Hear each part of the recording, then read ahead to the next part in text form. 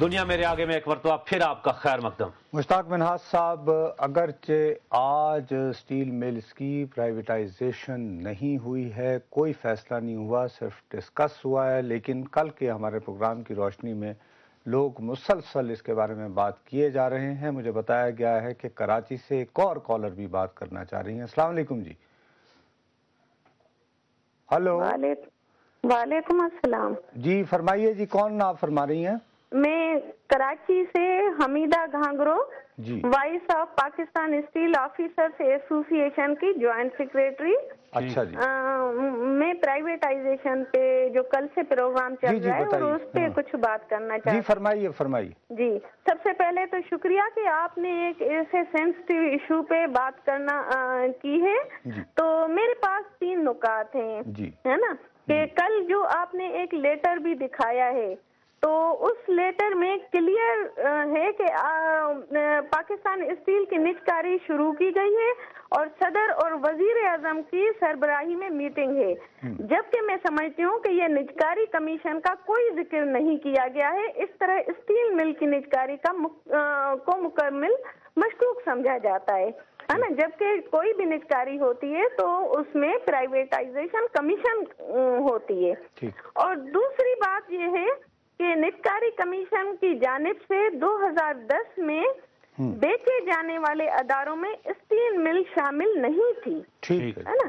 وزیر اعظم، وہ 2011 ہو گیا نا حمیدہ صاحبہ، کیونکہ اب آگے چلنا ہے۔ میں وزیر اعظم، جی آپ کا تیسرا نقطہ، جی میں وزیر اعظم کے اسپیچ کی بھی بات بتا رہی ہوں کہ اس نے جو ہے واضح طور پہ کہا تھا کہ ہم اسٹیل مل کی ری اسٹرکچرنگ کی بات کی تھی، اور ایسا کوئی اس میں ذکر پرائیویٹائزیشن کی نہیں تھی۔ جی، پرائیویٹائزیشن کی، تو آخر اب ایسی کیا بات ہو گئی؟ صحیح، اور آخری پوائنٹ آپ کا بی بی؟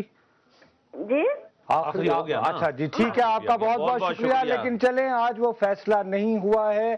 اکثریت نے کہا ہے کہ جب تک سی سی آئی میں نہیں جائیں گے اس وقت تک یہ فیصلہ نہ کریں۔ ہماری باتیں آپ کی کافی ہو چکی، مجھے پتا آپ بھی گفتگو سا اٹھا کر پھر رہے ہیں۔ میں صرف اسلام آباد سے کالر ایک جو ہے نا،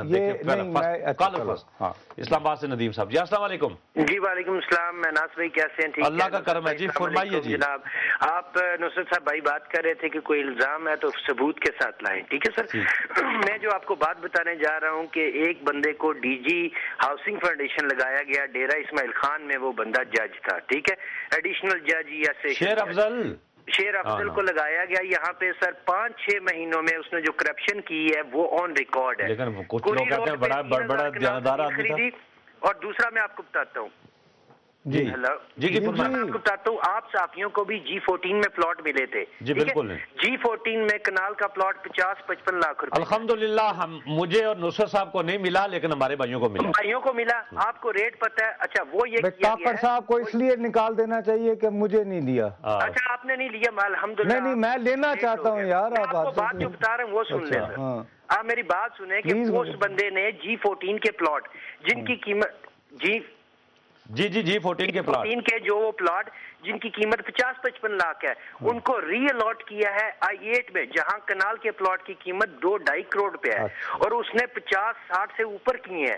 یہ دیکھیں، یہ معاملہ، یہ تقریباً میں بھی جانتا ہوں، یہ وزیر اعظم لیول کا معاملہ ہے۔ اچھا چلے بیچارہ وزیر ہاؤسنگ، اور 4-6 مہینے میں کی ہے، اس وقت وہ بندہ پاکستان چھوڑ کے بہت بہت شکریہ آپ کا، بہت بہت شکریہ۔ دیکھیے میرا صرف یہ ہے کہ مجھے نہیں یقین کہ جن کا آپ نام لے رہے ہیں شیر افضل صاحب، وہ کاغذوں میں پیسے تو کم ہی کو لیتا ہے۔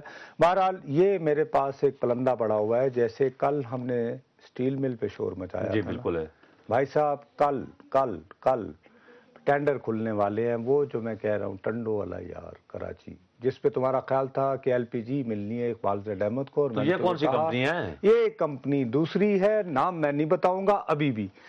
وہ یہ کہہ رہے ہیں، پہلے یہ صاحب سنو نا، یہ پہلے یہ صاحب اپنے آپ کو صدر آصف زرداری صاحب کے بہت قریب کہا کرتے تھے۔ ہو گئی بات ایک، ای سی ایل وغیرہ بھی، اور یہ وہ باقی معاملات ہوئے، پھر مشرف صاحب کے ساتھ بھی فٹ ہو گئے۔ اب وہ یہ کہہ رہے ہیں کہ میری ڈیل ہو گئی ہے جناب وزیر اعظم سے۔ اچھا، یہ وہ، اور ڈیل میری یہ ہے کہ 400 پیٹرول پمپ لانے ہیں سی این جی کے۔ कंपनी का नाम मेरे पास है, तमाम मुतल्लिका, ये देखो मोटी किताब जितनी, और ये इकबाल ज़ैद नहीं है।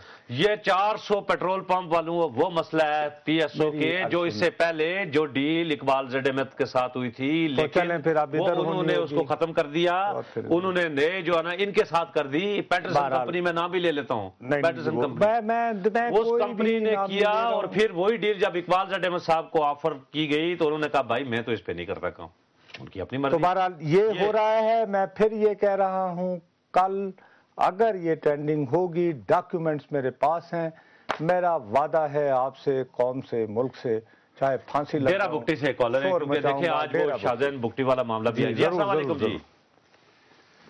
वालेकुम। अजीम बुगटी भाई क्या हाल है, खैरियत है? जी हुक्म हुक्म हुक्म, जी फरमाइए। ये कि बलूचिस्तान के हालात हमारे खराब है, अभी हमारे हुक्मरान माशाअल्लाह 360 दिन को होने वाले हैं, कोई मसाइल हल नहीं हो रहा है। क्या मसला, क्या मसले क्या है हमारे? क्या हो गया कि कोई आज की ठीक है, मेरे यहाँ कोई आवाज है, शायद वो शाहजैन बुगटी, लेकिन भाईजान मुझे शाहजैन बुगटी भी आज गिरफ्तार हुए हैं, लेकिन वो इतनी एंटी एयरक्राफ्ट गने पता नहीं किस लिए चले, बंदूक की समझ आती है कि जी मैंने नुसरत साहब।